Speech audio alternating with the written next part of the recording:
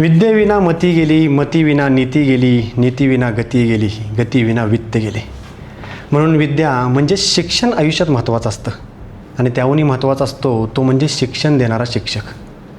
शिक्षकाने जर मनात आणलं तर तो समाजातील प्रत्येक घटकाचं भविष्य बदलू शकतो. नमस्कार, मी प्रेम डायरीमध्ये आपलं स्वागत आहे. आज माझ्या डायरीतलं एक प्रेरणादायी पान उलगडणार आहे आणि प्रेरणादायी पान ज्या व्यक्तीचंही अशा व्यक्तीला आज आपण भेटणार आहे ते म्हणजे प्राध्यापक डॉक्टर दशरथ सगरे सर यांना. Good morning Prem. Good morning. तुझे एपिसोड वगैरे आम्ही बघतो.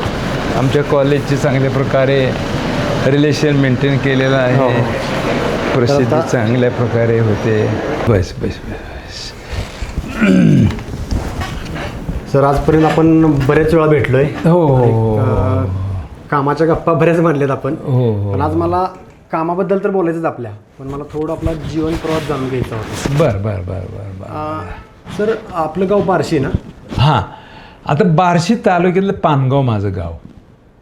सोलापूर जिल्ह्यात बार्शीत पानगाव. आणि 1957 साली माझा त्या ठिकाणी जन्म झाला.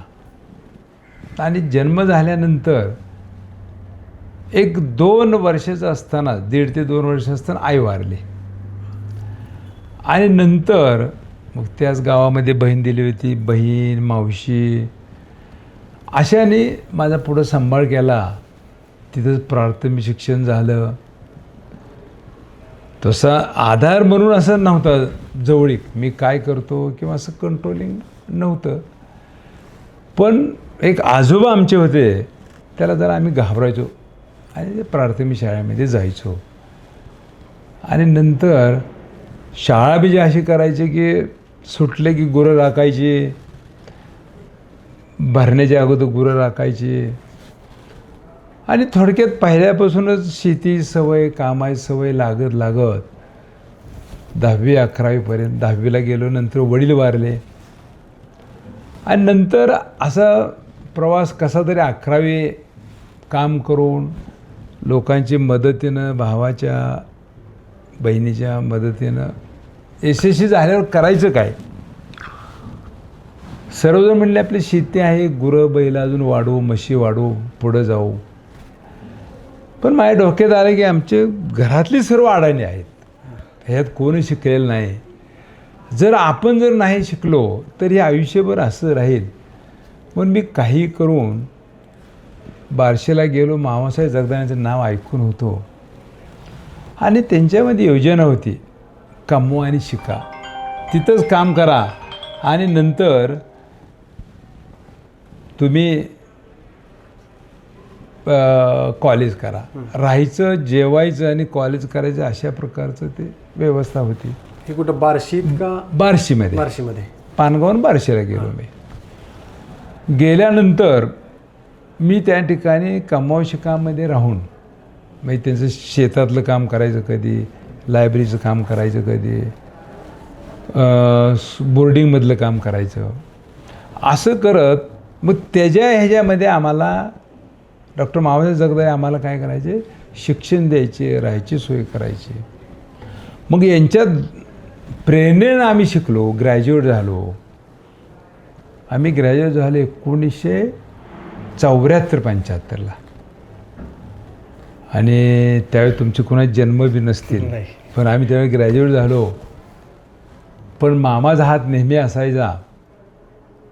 आणि तिथून मग ग्रॅज्युएट झाल्यानंतर परत गावी आलो. आल्यानंतर आपलं कुठंतरी 200-300 रुपये नोकरी मिळेल, साखर कारखान्यात जा, कुठंतरी कुणाच्या ऑफिसमध्ये जा, नोकरी मिळेल या भावनेतनं फिरत राहिलो.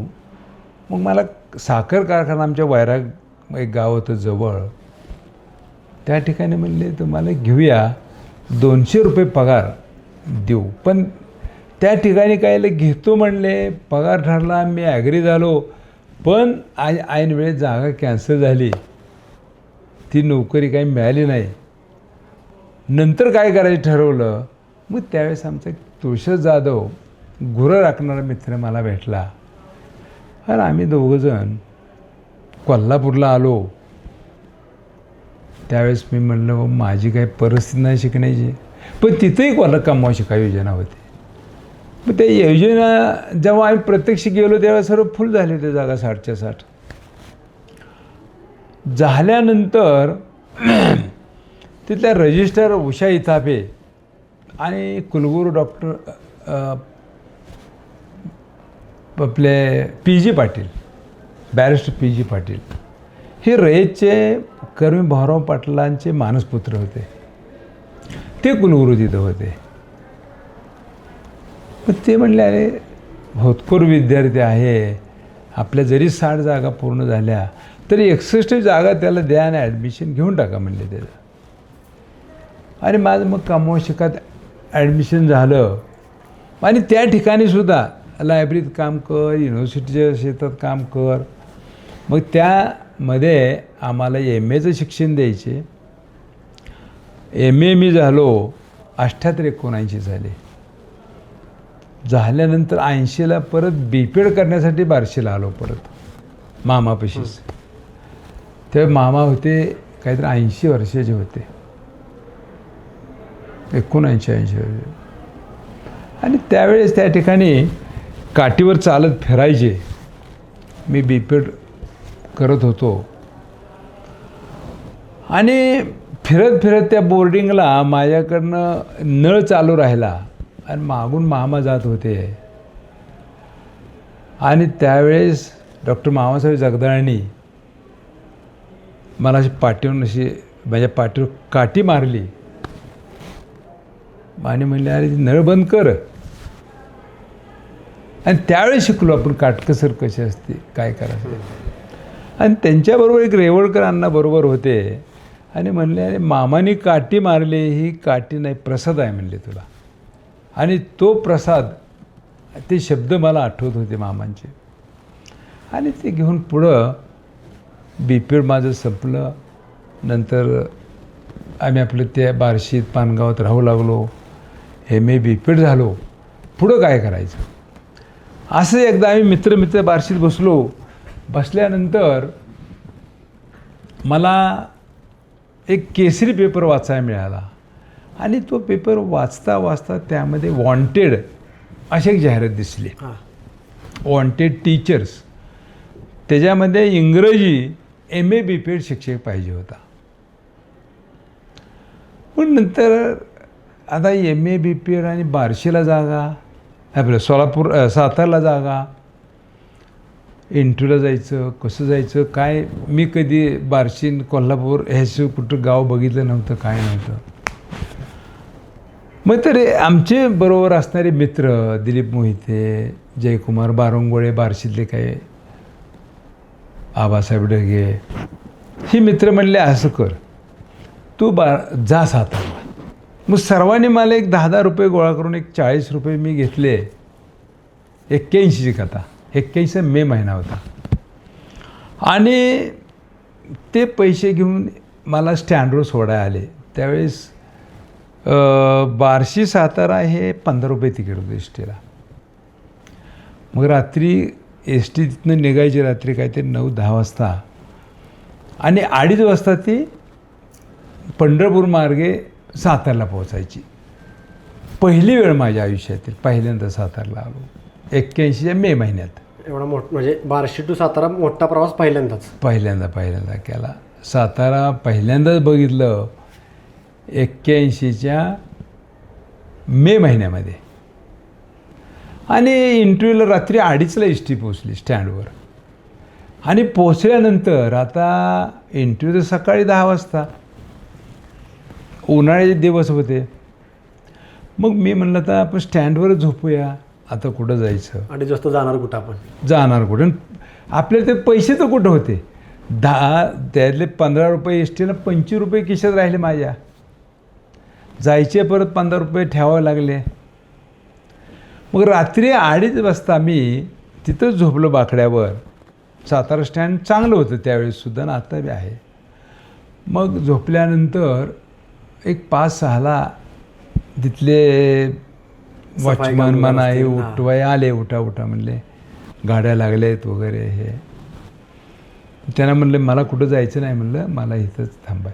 ठीक आहे म्हणले आता उठा. मग तिथनं उठून आम्ही 5:30-6ला मी तिथंच फ्रेश झालो, तोंड वगैरे धुतलं आणि नंतर स्टँडच्या बाहेर आलो. आता कन्याशाळेत इंटरव्ह्यूला जायचं. मग ते कन्याशाळा ज्युनियर कॉलेज हे पॅलेस स्ट्रीटला होतं, देवी चौकात. पण आता जायचं कसं काहीच माहीत नाही. मग तिथं त्यावेळी बस नव्हत्या, त्यावेळेस रिक्षा नव्हत्या, टांगे होते. साताऱ्यामध्ये 81 साली टांगेचं प्रमाण होते. 2 रुपयामध्ये टांगेवाले राजवाड्याला न्यायचे.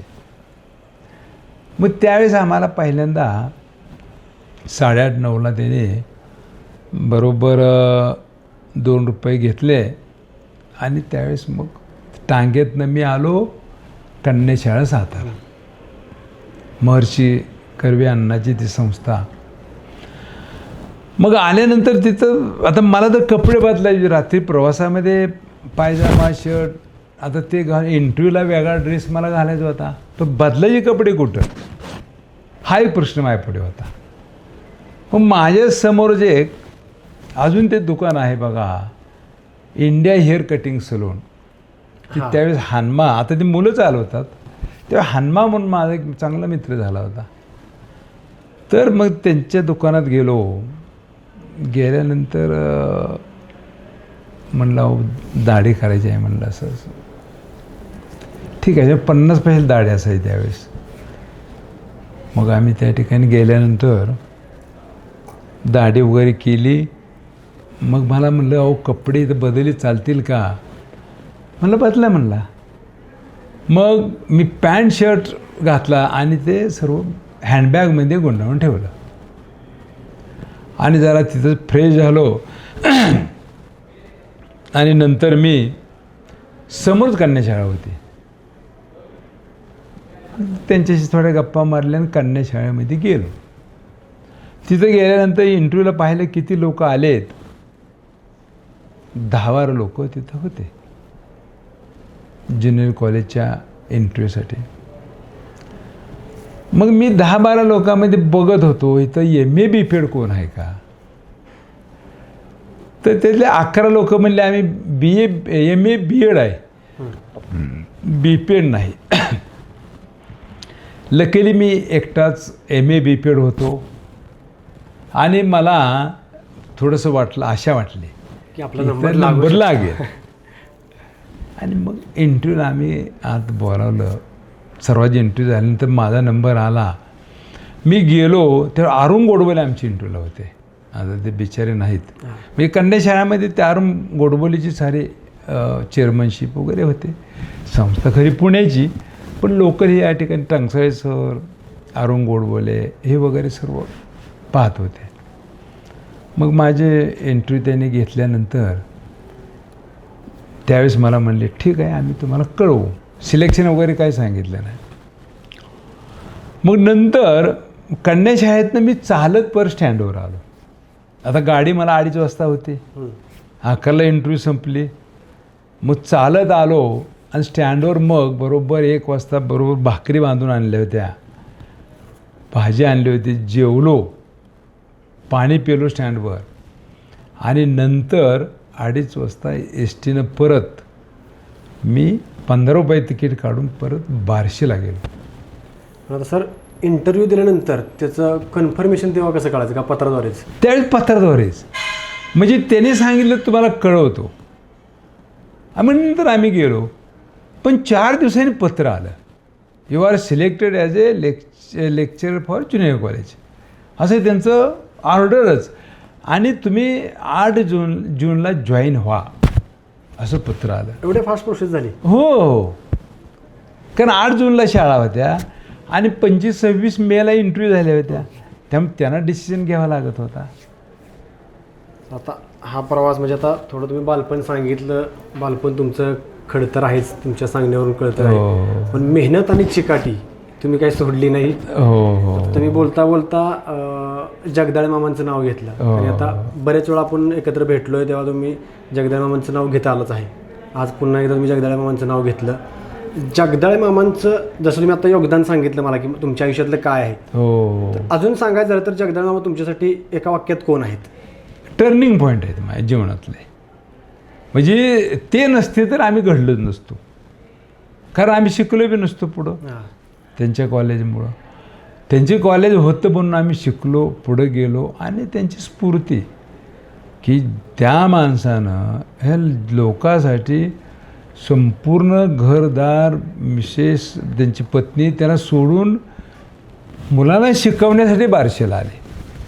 मी त्यांच्या नावाने एक साताऱ्यामध्ये एक प्राथमिक शाळासुद्धा सुरू केलेली आहे. आणि मला मामांचा नंतर 2 वर्षापूर्वी पुरस्कारसुद्धा मिळाला, डॉक्टर मामासाहेब जगदाळे. एक ते आमचा विद्यार्थी एक पुढं गेला किंवा काहीतरी कमवून लोकांना शिक्षणाचं कार्य करतो, हे एक ते मोठी गोष्ट आहे.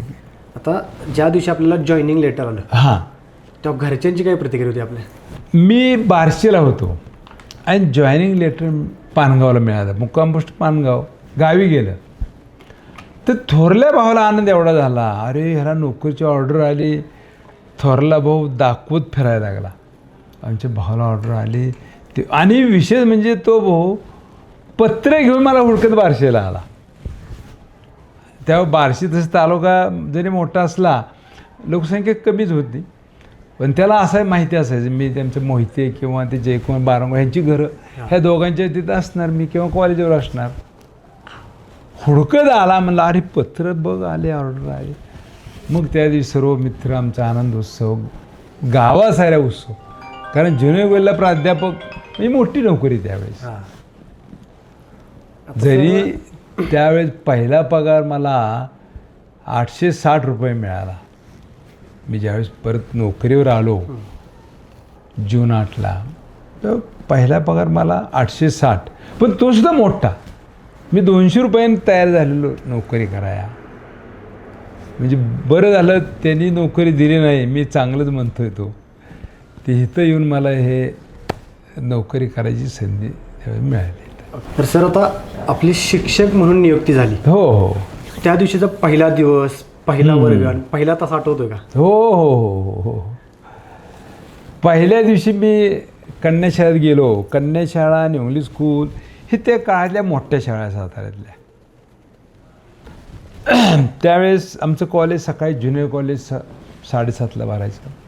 7:15ला पोहोचलो मी. पोचल्यानंतर मी नवीनच होतो तिथं. तर त्यांना म्हटलं मी पालकच आलो आहे काय की मला बी मग बाहेर जावं, आता शाळा भरली, मला बी शिपाई हाकायला लागले बाहेर. आणि म्हणलं मी नोकरी आता मला मिळाली म्हणले. मग त्यावेळेस म्हणले हो. मग पहिला दिवस मग परत सुरुवातीला ज्युनियर कॉलेज 12वीवर आम्हाला शिकवायला लावलं. पहिले 2-3 दिवस तर इंट्रोडक्शनमध्ये ह्याच्यामध्ये जायचं.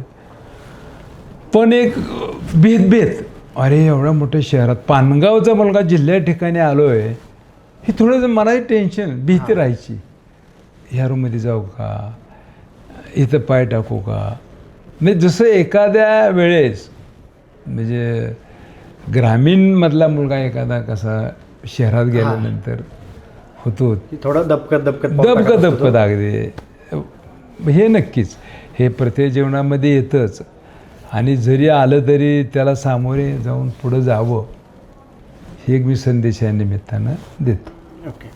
आता आपण शिक्षक म्हणून जेव्हा काम करत होतो तेव्हा कधी असं मनात आलं की आपली शिक्षण संस्था असावी? हां,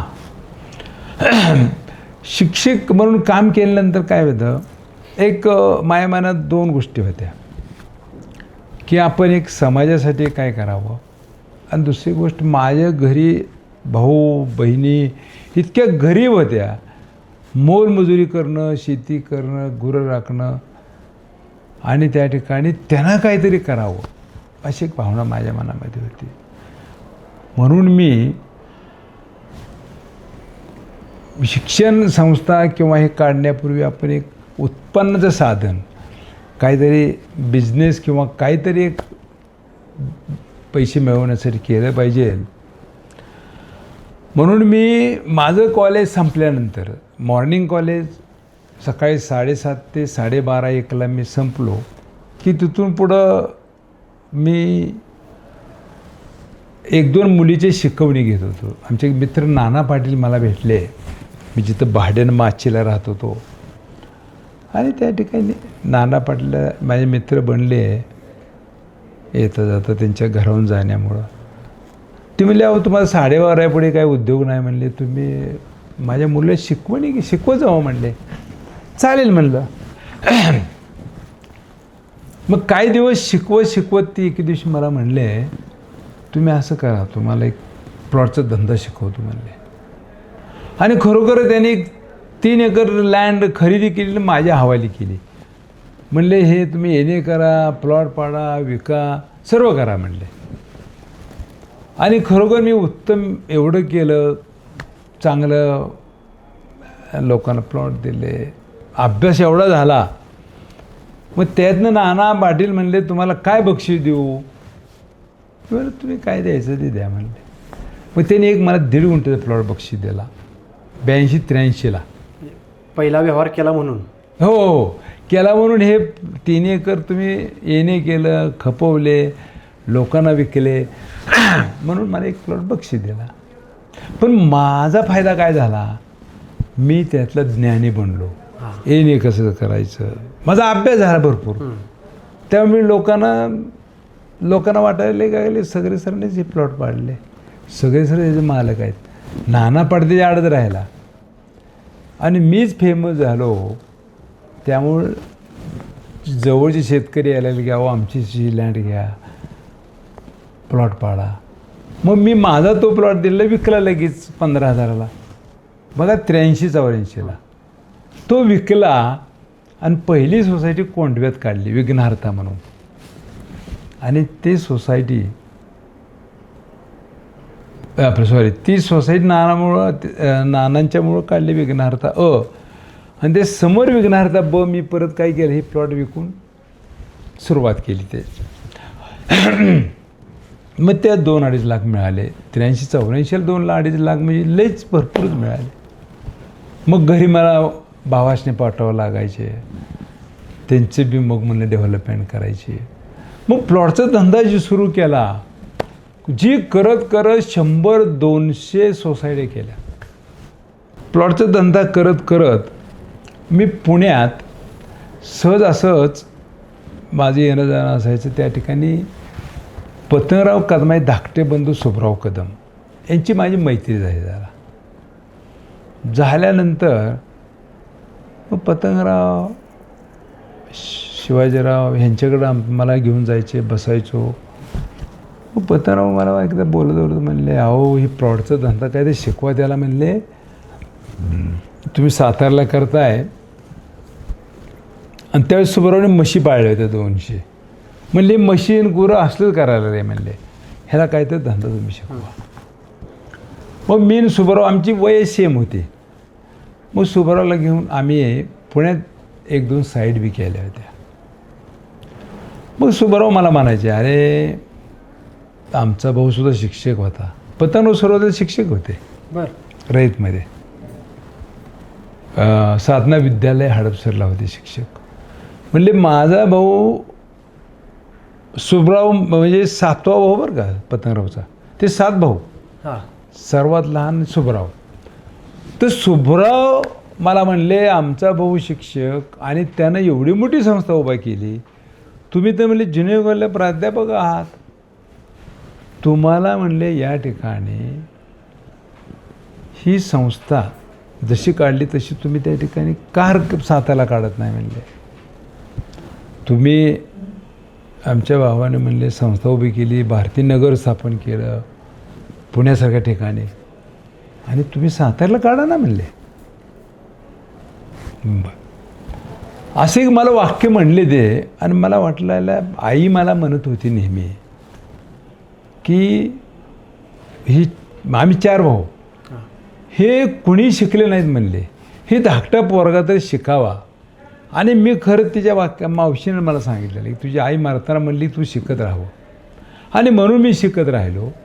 आणि सुभराव मला माझ्या भावासारखं काहीतरी कर.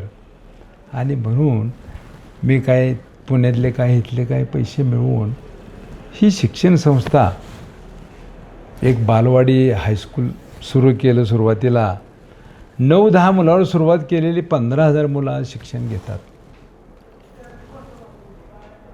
आता शिक्षण संस्था आपण जी पहिल्यांदा चालू कुठे केली म्हणजे पहिलं यशोदानगर म्हणजे मी वसवलं अगोदर, म्हणजे बॉम्बे रेस्टॉरंटजवळ यशोदानगर वसवलं आणि त्याच्यामध्ये एक साधना इंग्लिश मीडियम स्कूल तिथं सुरुवात केली.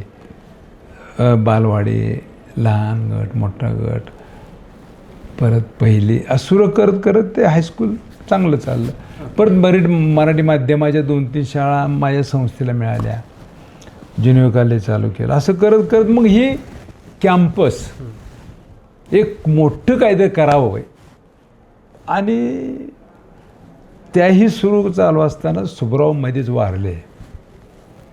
मग त्यांच्या नावानं काय करावं म्हणून एका ज्युनियर कॉलेजला मी एक नाव दिलं त्यांचं, एक माझी प्रेरणा म्हणून. अजूनही ते लोकनेते सुब्राव कदम ज्युनियर कॉलेज माझं आहे. कुठं आहे ते? ते आपल्या अपेक्स हॉस्पिटलच्या समोर, हां, बॉम्बे बॉम्बे रेस्टॉरंट. या बाजूला एक शाखा आहे, या बाजूला एक शाखा आहे. ओके. मग मी त्यांच्या नावानं ते चालू केलं. तर सर आता इंजिनिअरिंग असेल, पॉलिटेक्निक असेल, आर्किटेक्चर असेल, हे सगळं चालू करावं असं तुम्हाला का वाटलं? हां, आता काय आर्ट्स, कॉमर्स, सायन्स, मी आर्ट्समधनं झालो.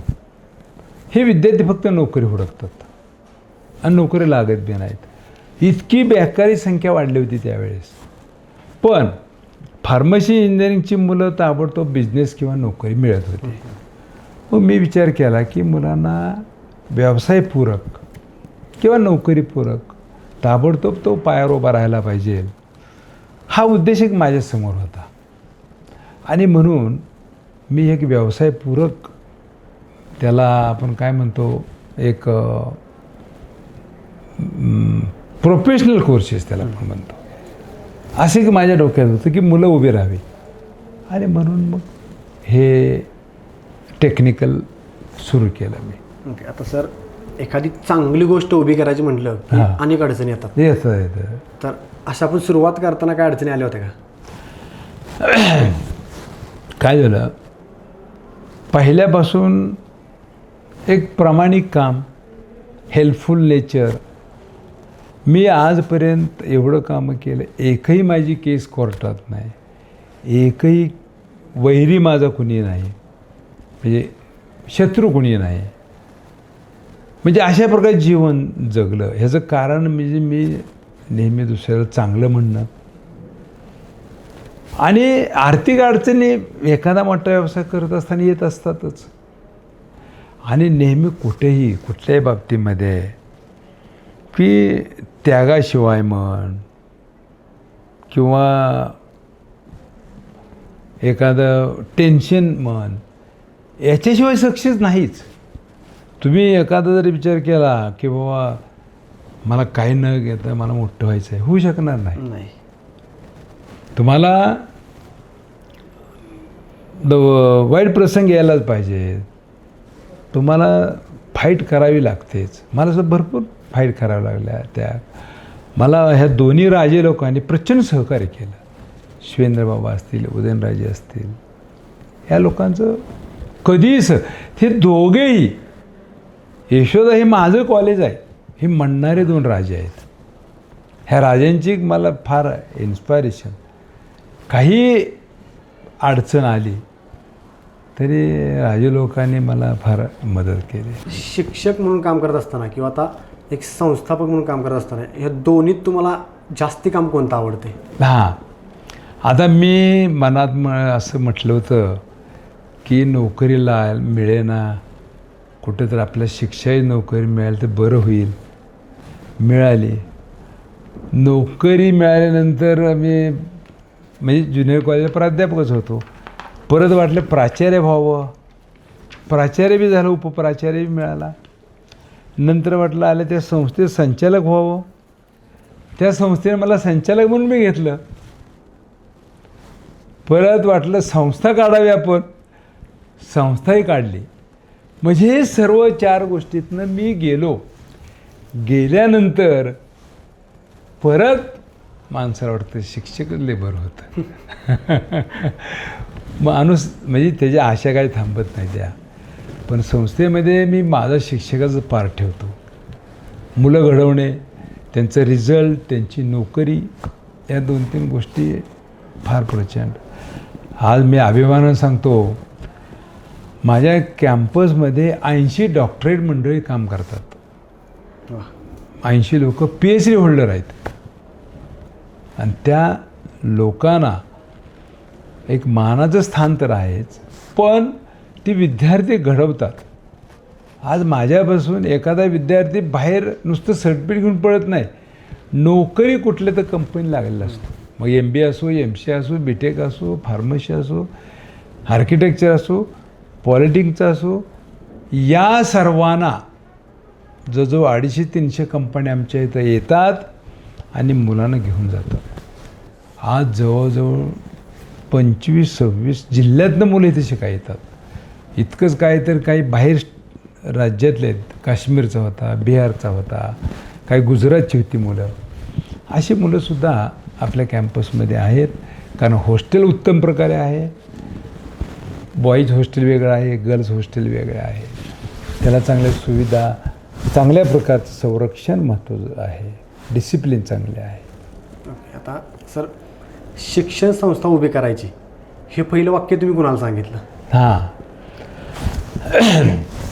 आता तसं पाहिलं तर ते माझी मुलं सर्व शिकत होते. एक मुलगी डॉक्टर शिकत होती, एक मुलगी आर्किटेक्चर शिकत होती, आणि माझा मुलगा अजिंक्य BTech झाला होता आणि दिल्लीला तो IASचा अभ्यास करत होता. म्हटलं तर हे मुलं लागतील. आता माझ्याकडे जागा तर मी घेतल्या होत्या, कॉलेज सुरू करायचं हे मी मनाशी ठरवलं होतं. पण मी सुभ्रवना बोललो होतो की मी आता संस्था सुरू करतो आहे. आणि नंतर मराठी माध्यमाचे एकीकडे आणि इंग्रजी माध्यमाचे 2 शाळा पण त्यावेळेस सुरू केल्या होत्या. पण उद्देश तेच असा होता की ज्या मुलांना आईवडील नाही, ज्या मुलांना त्या ठिकाणी शिकण्याचे ऐपत नाही, ॲडमिशन मिळत नाही, अशा मुलांना पहिलं प्राधान्य द्यायचं. आणि खरोखरच दर वर्षी माझ्याकडे जवळ 100 ते 200 मुलं अशी असतात. आता करोनामध्ये तर काही आईवडील काही लोकांचे गेले, ती मुलं अजूनही माझ्यात आहेत. कोण 9वीला गेले, 10वीला गेले, त्यांच्याकडनं मी कधीही फी घेतलेलं नाही. म्हणजे म्हणजे मला आयुष्यामध्ये काही प्रसंग कसे आले की माझी आई वारली पण शिक्षण झालं, वडील वारल्यानंतर शिक्षण झालं, मामासारखे लोक भेटले, मामासाहेब जगदाळेसारखे. पण आपण मामासारखं नाही होऊ शकलो नाही, तर ते त्यांचं तत्त्व तरी पूर्ण नेऊया. म्हणून काही मुलं अजूनही माझ्याकडे, बघ तुम्हाला आश्चर्य वाटेल, माझ्या संस्थेतनं 1 ते 1.5 कोटीपर्यंत स्कॉलरशिप जवळजवळ माफ केली जाते. म्हणजे काही इंजिनिअरिंगचे असतील, काही फार्मसीचे असतील, काही स्कूलचे असतील. आता उदाहरणार्थ तुमचं एक वाडेगाव आहे, वाडेगावचा मुलगा जर आला तर मी त्यांना 10% न सांगता, कारण आमचा हे इथला आहे, 10% फीमध्ये कमीच करतो. मला तुमच्या वाडेगावातल्या खरं तर सर्व लोकांनी मदत केली, पण विशेषतः एक हायबत बापू नलवडे असतील, मधुनाना नलवडे असतील, पांडुरंग संजू अण्णा आहेत, नंतर किरण नलवडे आहेत. म्हणजे असे अनेक त्या ठिकाणी लोकांनी मदत मला केली. प्रत्यक्ष येऊन कधी अडचणी आल्या तरी त्या ठिकाणी येतात. आता ग्रामपंचायतमधनं सुद्धा तुमच्या लोकांकडनं आता परवा कचरा गाडी पाठवून दिली, नंतर कधी पाण्याचा प्रश्न त्या ठिकाणी सोडवतात. म्हणजे गाव म्हणून सुद्धा मदत चांगली होते.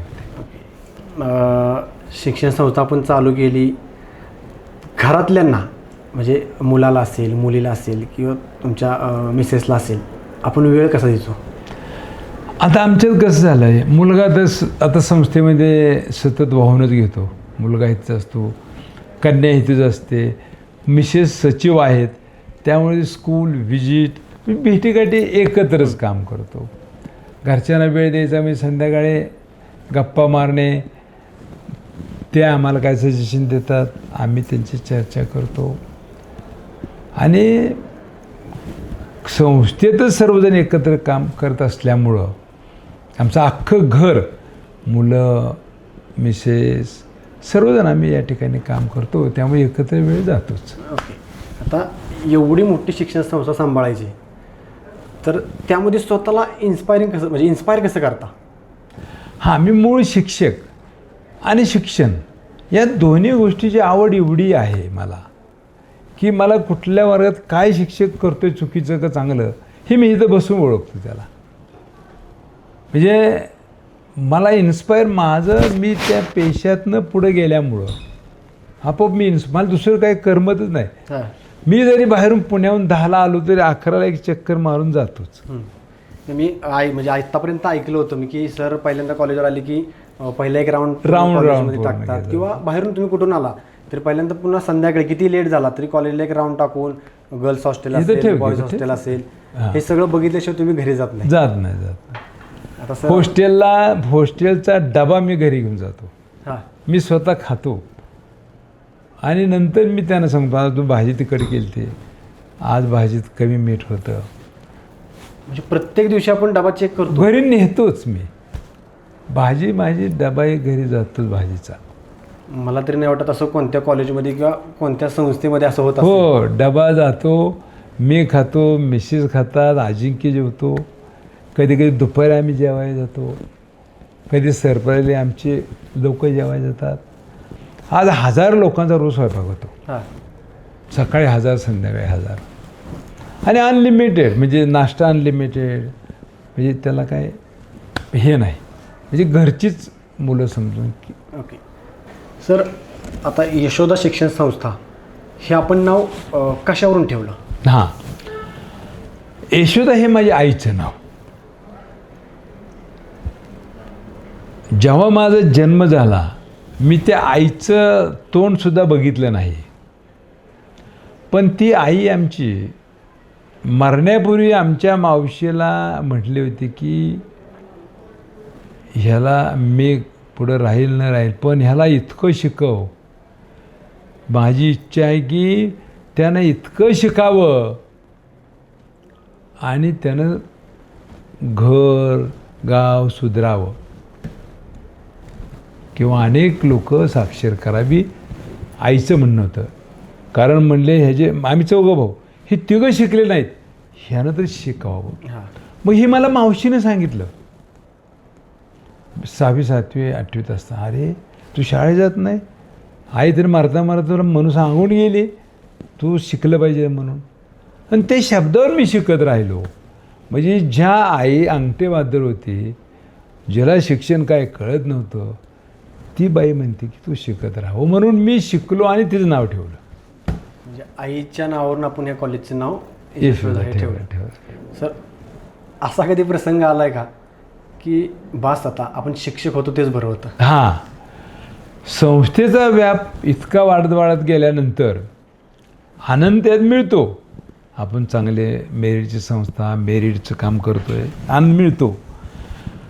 पण कधी कधी वाटतं की शिक्षक होतो ते बरं होतं का, तर त्यावेळेस आपल्याला एक शिकवाय मिळायचं, एक चांगलं काम कराय त्या ठिकाणी मिळायचं, रिझल्ट कसे. पण संस्थेत आल्यानंतर व्यापामुळं कधी कधी वाटतं शिक्षक खरंच एक आदर्श असा एक पेशा होता आणि तेच कधी कधी चांगलं होतं असं वाटतं. ओके. आता सर, आपण गप्पांच्या थोडं शेवटच्या टप्प्यात जातो आहे. हां, मला तुम्हाला असं विचारायचं आहे की आज तुम्ही तुमच्या जीवनात खूप सक्सेसफुल आहात, आज मागं वळून बघायचं झालं तर सॉरी कोणाला बोलाल आणि थँक्यू कोणाला बोलाल? हां, चांगला प्रश्न विचारला तो. आता मागं जायचं म्हटलं आणि पुढं जायचं म्हटलं तर आता थँक्यू ज्याला म्हणण्याची काही लोक मेलेले आहेत, काही लोक जिवंत आहेत. आता मामासाहेब जगदाळे थँक्यू म्हणू शकत नाही. ज्यांनी मला घडवलं, शिकवलं आणि ज्यांनी नोकरी दिली ते महर्षी अण्णासाहेब कर्वे ते बी नाहीत, सुभराव कदम बी नाहीत, आई बी नाही. ज्यांनी ज्या गोष्टी केल्या ही खरं मी थँक्यू ह्यांना म्हणलं पाहिजे, ज्यांनी ही प्रेरणा ती दिली. तरीसुद्धा माझा जो ग्रुप आहे किंवा माझं आमचं की यशोदा ग्रुप फ्रेंड सर्कलचा आहे, ह्या माझ्या मित्रांनीसुद्धा, माझ्या नातेवाईकांनीसुद्धा, ह्या नातेवाईक काही मित्र ह्यांचं मला प्रचंड सहकार्य आहे. ह्यांना मात्र मी सर्वांना थँक्यू म्हणेल. ओके. आणि ह्या सर्व लोकांनी आज मला उचलून धरलं. सर्व राजे लोक असतील आपले सातारचे, तुम्ही पत्रकार सर्वजण आहात, तुम्ही सर्व वाडेगाव जनता असेल किंवा साताऱ्यातले लोक असतील, ह्या सर्वांनी मला सपोर्ट उचलून धरलं. ह्याला मी पहिलं थँक्यू म्हणेन. पण आता थँक्यू जर त्या ठिकाणी म्हणायचं म्हटलं तर भरपूर असंख्य लोक असतात. खरं आपलं पैसा उभा करताना काही शेतकऱ्यांनी जमिनी दिल्या, मग थँक्यू अगणित आहेत.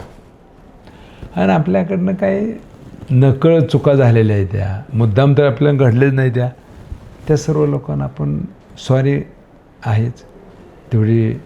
आणि माणूस कितीही पुढे गेला तर नम्रताही असली पाहिजे. तुमच्या अंगी नम्रता नसेल तर तुम्ही पुढे जाऊ शकत नाही. युगो कधी असता कामा नये, या दोन गोष्टी मी टाळल्या बघ. युगो कधी ठेवला नाही आणि नम्रता कधी सोडली नाही. बरोबर आहे. कारण मला एक वाक्य आठवते तुमचं, तुम्ही मला मागं पण एकदा सांगितलं होतं की कधीही कोणाचं वाईट बघायचं नाही. बरोबर. इगो कधीच धरून बसायचं. बरोबर. दुसऱ्याला चांगलं म्हणायची सवय मनात ठेवायची, वाईट कधीच म्हणायचं नाही. आपल्याला माहीत आहे ते वाईट आहे, पण नाही, आपल्या चांगल्या म्हणण्यानं तो फरक पडेल. आता सर शेवटचा प्रश्न आहे माझा. आज जी तरुण पिढी हा एपिसोड बघते किंवा एपिसोड बघणारे, या तरुण पिढीला तुम्ही काय संदेश द्याल? या तरुण पिढीने पुढं जायचं म्हटलं तर पैसा किंवा वशिला काही लागत नाही. तरुण पिढीला माझं एकच सांगणं आहे की काही लोक माझ्याकडे पैसा नाही, माझ्याकडे वशिला नाही, मी श्रीमंत नाही, काय करू आता माझं, मी आत्महत्या करू का काय करू, असे घाबरून जे जाते ते का नाही. या लोकांनी विचार करावा की ह्याला पैसा लागत नाही, ह्याला खानदान लागत नाही, जात लागत नाही, धर्म लागत नाही, फक्त प्रामाणिकपणानं ऑनेस्टी, हार्डवर्क, कष्ट करण्याची सवय लागू द्या तुमच्याकडे. तुम्ही कधीही निराश किंवा अपसेट होऊ नका. भले तुम्हाला काम मोठं नाही मिळालं ना, साधं तुम्ही चहा टपरीचं काम करा, भंगारचं काम करा, कुठलंही करा. तुम्हाला जर एका छोट्या धंद्यातून दुसरा धंदा तुमच्या पुढे येतो, त्या दुसऱ्यातून तिसरा धंदा पुढे येतो. आज माझ्याकडे मी नोकरी करत करत प्रॉडचा धंदा पुढं आला, तो झाला गेला की शिक्षण क्षेत्र पुढं आलं, पुढं राजकारण क्षेत्र पुढे मी तिकडे गेलोच नाही. पण संध्या तुमच्या पुढे येतात रे. ह्या नवीन पिढीनं या ठिकाणी मनामध्ये फक्त युगो, मी ह्याचा मुलगा आहे, मी त्या पाटलाचा मुलगा आहे, मी ह्या मंत्र्याचा मुलगा आहे, काय करायचं ते पद आणि काय करायची ती प्रॉपर्टी. पण माझं हेच म्हणणं आहे मुलांना की तुम्ही ऑनेस्ट आणि हार्डवर्क मनाशी बाळगा. तुम्हाला वशिलाची गरज नाही, पैसा लागणार नाही, काही नाही. तुम्हाला फोर व्हीलर कशाही पाहिजे, कसंही टू व्हीलर पाहिजे.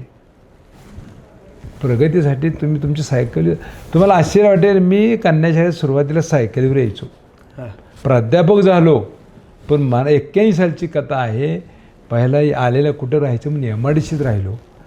तिथून मी 7ला निघायचो, 7:15 कन्या शाळेत पोहोचायचो सायकलीवर. आणि त्या काळात कित्येक शिक्षक सायकलीवर प्रवास करायला जायची यायची. मी नेहमी पालकाची मीटिंग जेव्हा होते तेव्हा मी नेहमी पालकांना सांगतो की मुलांना काही बाबतीमध्ये मुलं बिघडण्यामध्ये पालक जबाबदार आहेत. ह्याचं कारण का, मुलाला एखादी फोर व्हीलर द्या, टू व्हीलर द्या, भारी कपडे द्या अंगठ्या घड्याळ सोनं द्या, हे पालक करतात का नाही, हे त्याने अजिबात करू नये. त्यांनी साधी कपडे आणि आमचा युनिफॉर्म घालून आमच्या बसमधनं पाठवावं, किंवा जवळ असेल चालत यावं, नाहीतर सायकलीवर यावं. व्यायाम होतो, तब्येत चांगली राहते, 4 लोकात भेटायला मिळेल. चालत जर आलं तर किती 2 लोक भेटतात, गप्पा मारतात, ओळखी होतात. बसमध्ये गेला तर 10-12 मित्र होतात. म्हणजे मित्रसंग्रह वाढला पाहिजे, एकाकीपणा सोडला पाहिजे, मिक्सअपपणा राहिला पाहिजे. आणि दुसरी गोष्ट, तुम्ही गाडीतनं 4 व्हीलरमधनं 2 व्हीलरमधनं आला, कोण तुम्हाला बोलतं आहे रे? नाही बोलणार कोण. हा लय मोठा वापराचा आहे, लय मोठा हे आहे, त्याला उलट टीका होते त्याच्यावर.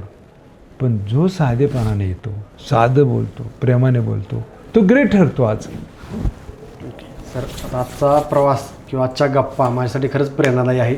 फक्त माझ्यासाठीच नाही तर माझ्यासारख्या तरुण पिढीसाठी पण प्रेरणादायी आहे, की तुमच्याकडं बघून माझ्यासारख्या तरुण मुलांना एक स्वप्न बघण्याची आशा निर्माण होते.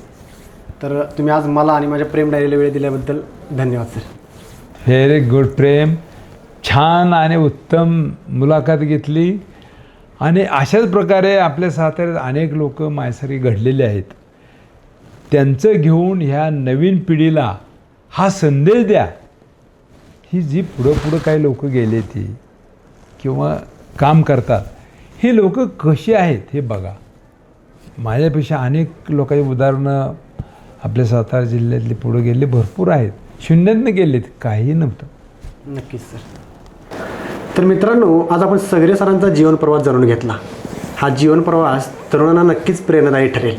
आज आपण इथंच थांबूया आणि पुन्हा भेटूया प्रेम डायरीतील नवीन पानावरती. तोपर्यंत आनंदी राहा आणि आनंदी जागा.